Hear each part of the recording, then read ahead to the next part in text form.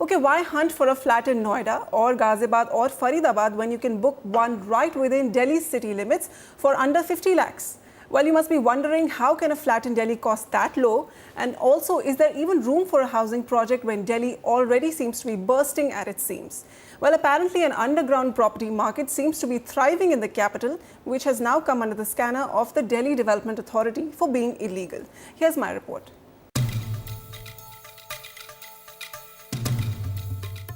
Mouth-watering deals for apartments in Delhi. New housing societies in the capital's urban extension zones are trading hot in Delhi's property markets.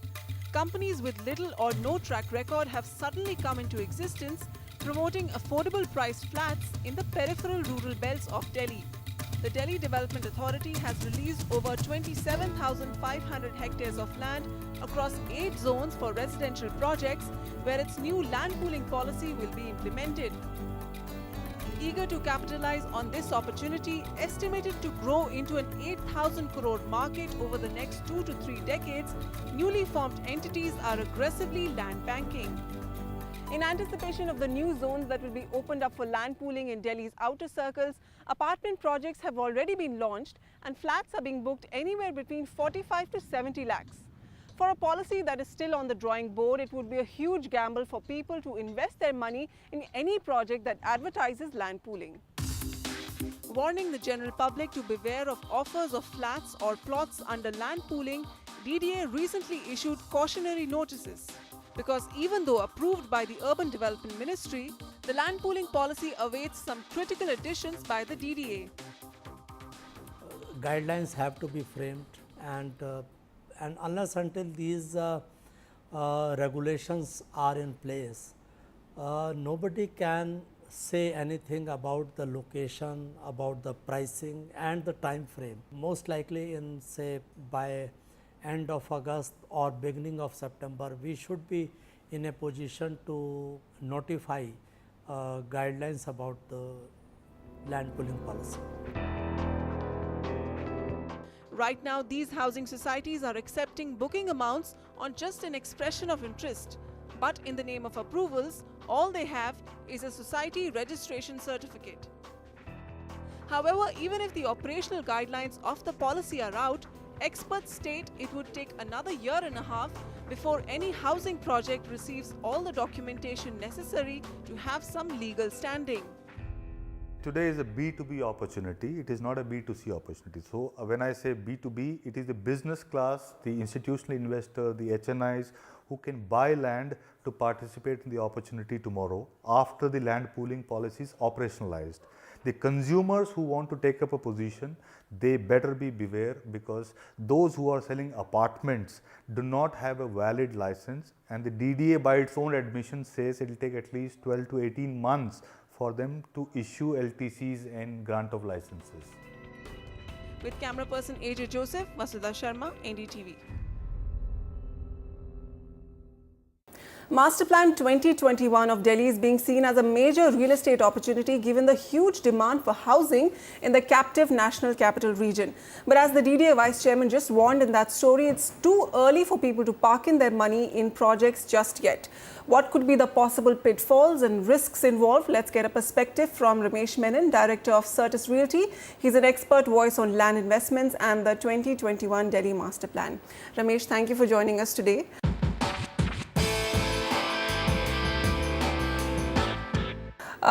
So the policy, approved by the Urban Development Ministry, but still the journey is still incomplete. So would you term the housing bets around land pooling speculative in nature now?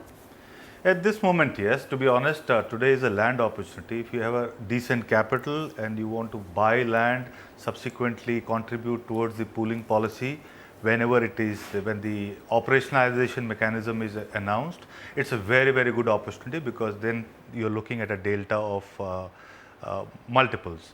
But for individual house owners, etc., this is not at all an opportunity, because at this moment the government has only announced the land pooling policy. To follow would be the operationalization mechanism, followed by the LTC and the licensing norms and construction bylaws, etc., etc. So that, to my mind, is at least a year and a half away from today. So it's a time for caution for individual home buyers. So right now we just have an indicative idea as per the master plan, the draft master plan, that these are going to be the new R zones and these would come under land pooling. But how did these newly sprung up unknown companies fix a price of about 40 lakhs to 70 lakhs? You know, that's the price trading on these online portals that you see. To be honest, they would have done some suggestive pricing. There is no surety as to what could be the cost of FAR to these so-called developers. There is no indication of what will be the height and the FAR and density norms. So it is either there are some people who have land and who have proposed to construct something, or there are people who have formed societies and collecting money to buy land. So in either case, there is no surety whether they would get the land in return from the government at a particular place, whether they can develop, whether they can construct the so-called number of apartments they have already announced. Also, as a consumer, what kind of due diligence can you do once? Firstly, let's actually talk about the timelines. Okay, the DDA Vice Chairman is talking about the guidelines, the norms going to come up in about August. So, from August onwards, when do we actually see the land pooling policy in operation? So it is not just the DDA, you also have to take into account the revenue department, because that's the department which administers land. So the revenue department has to aggregate all the land pooled by individuals, companies, large landowners or even small landowners. And they have to reallocate land. In my wisdom, they should take not less than 9 months to put the whole package together. Subsequently, the government has to figure out which parcel to be allotted to whom and where. And for grant of license, you need to have at least 5 acres of land. What happens to somebody who's got less than 5 acres of land? So he, she, the entity has to be allotted the LTC, the land trading certificate. And post all that exercise, if there are some land parcels which are yet to be surrendered, the government will have to issue Section 4 notices on them for acquisition purpose if they hinder the creation of infrastructure. Okay. Subsequent to all of it, would the grant of license happen? So, 9 months to about a year? At least 18 months from 18 now, months at least, not before that. Okay. So, post this first phase of 18 months, when the policy is in effect, the consumers get in, what kind of due diligence can consumers do? Right now, if you check these brochures of these projects which are coming up in these zones, all they have is a registration from the Registrar of Societies and nothing else. What kind of documents should they look out for? No, see, Registrar of Society is only allowing you to pool capital together, which is voluntary, right, for any defined purpose.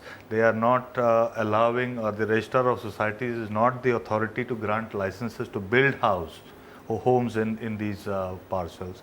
Like I said, it's a good opportunity for people to pool in capital, buy a piece of land on which probably they can develop something tomorrow, but definitely it is not the time to invest into apartments. As far as due diligence is concerned, various court rulings have come in clearly stating that you need a license to build. Now, we haven't reached that stage yet. So, merely creating a few designs on a piece of paper and or floating an offer on the online medium is no surety of you qualifying to develop any piece of land. Yes, some of these projects have their layout plans, their floor plans all designed and fancy brochures, so don't fall for that. But Ramesh, it's quite mouth-watering to actually think of a flat within Delhi. You don't have to go to Noida or Gurgaon. But in that respect, what kind of cautionary word would you give out to viewers? What are the exactly gaps where you could actually get stuck if you go for such a project? To be fair to these people, who have land, right? They do not have a license, but they should keep a lot of caution in mind, saying that they do not qualify as developer entity yet. If you look at the land pooling policy, the GDE clearly says a developer entity who will have a certain strengths. Now, what those strengths are they financial strengths? Are they the strength of the books? Are they strength of having developed something in the past? Are they, strengths on design and execution? So those strengths are not yet in. So merely holding a piece of land does not qualify you as a developer entity, one. Two, the consumers who are falling for it, they probably are assuming today that, 1 year, 2 years or 3 years from now, there won't be a supply in the 50 to 70 lakh price range.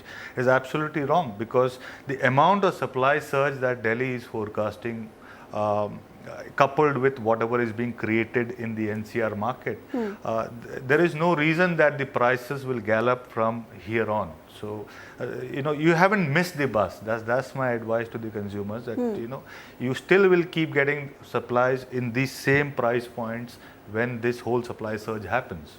That's actually the point. You haven't missed the bus. A lot of people within the Delhi market are, have this hawkish stand that we don't want to miss this opportunity, new supply coming up in Delhi. Sameer, what's your assessment? What's your final word on this?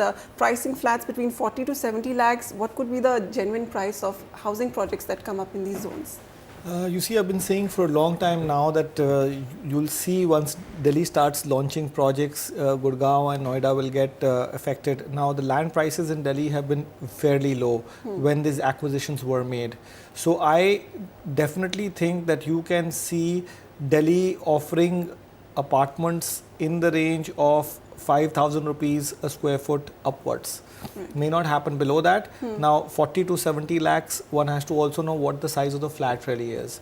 But my guess is that it will be in the vicinity of 5,000 rupees a square foot, and you have, and it will be location specific. For example, there are certain zones which will be above 10,000 rupees a square foot also, and certain zones where you may even get mid to affordable housing at 3.5, 4, 5,000 rupees a square foot. So it will vary between, I would say, this price point of 3,500 rupees going all the way to 10 to 15,000 rupees a square foot. Okay, all right. So the final word from Sameer. Ramesh, thank you so much for joining us today. So projects coming up under the land pooling model, being advertised under the land pooling model. Ramesh says it's right now just a B2B business, B2B opportunity, not yet, the perfect time for consumers to get in now. Too early to invest. The DDA also sending out a cautionary note.